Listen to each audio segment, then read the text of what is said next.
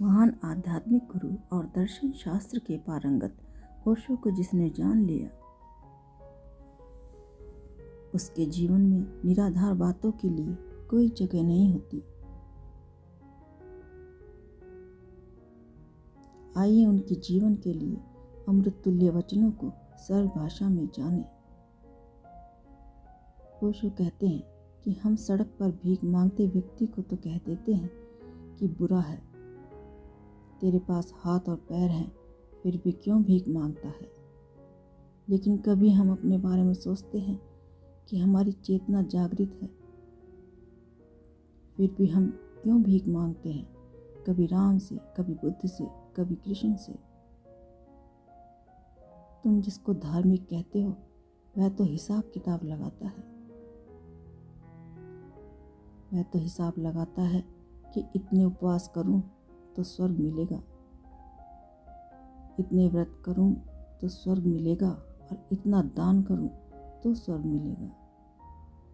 यह सब हिसाब किताब है। इस दान में भी बाजार है, इस व्रत में भी व्यवसाय है, सौदा है। इस पुण्य में भी छिपा हुआ पाप है। बड़े मजे की बात है कि पवित्र भगवान का मंदिर अपवित्र आदमी के घुसने से अपवित्र हो जाता है। होना तो उल्टा चाहिए था कि अपवित्र आदमी पवित्र मंदिर में जाए तो पवित्र हो जाए। लेकिन होता क्या है कि भगवान ही अपवित्र हो जाते हैं।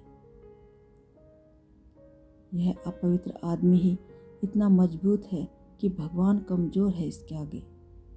भगवान इसके आने से अपवित्र हो गया। सोचने वाली बात है।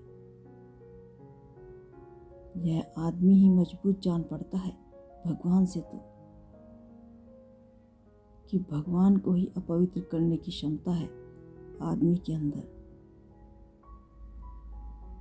ऐसे कमजोर मंदिरों से धर्म कैसे आ सकता है।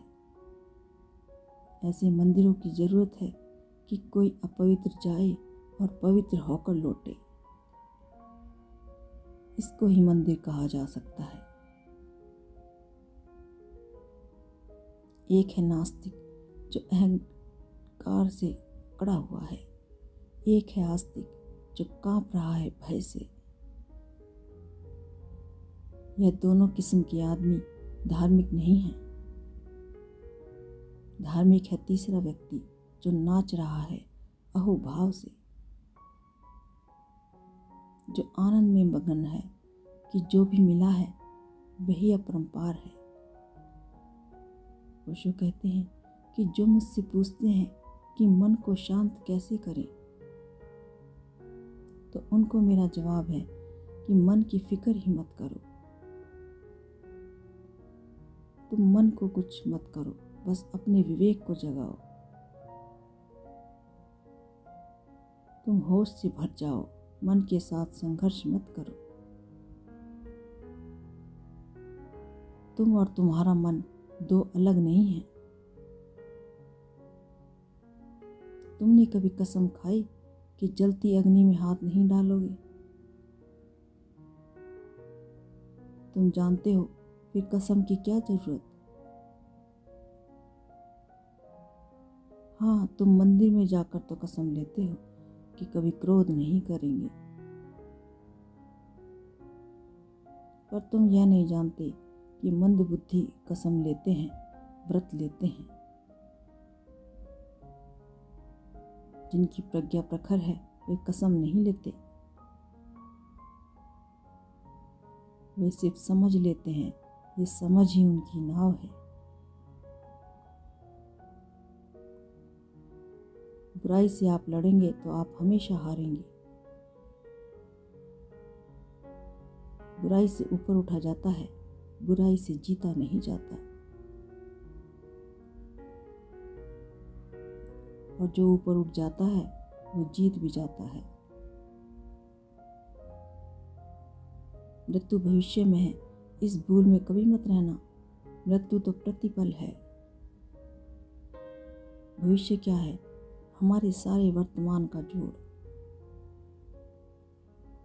हम जोड़ते चले जा रहे हैं, बस जोड़ते ही चले जा रहे हैं। जो भी किया जा सकता है वह उसी वक्त किया जा सकता है। जिसे आप कल पर छोड़ रहे हैं, असल में आप उसे करना ही नहीं चाहते। सुनो, जब तुम क्रोध से भर जाते हो तो कलयुग हो गया, और जब तुम करुणा से भर जाते हो तो सतयुग हो गया। हम अपने को ऐसे बना सकते हैं कि दूसरे के छल कपट को स्वीकार कर सकें।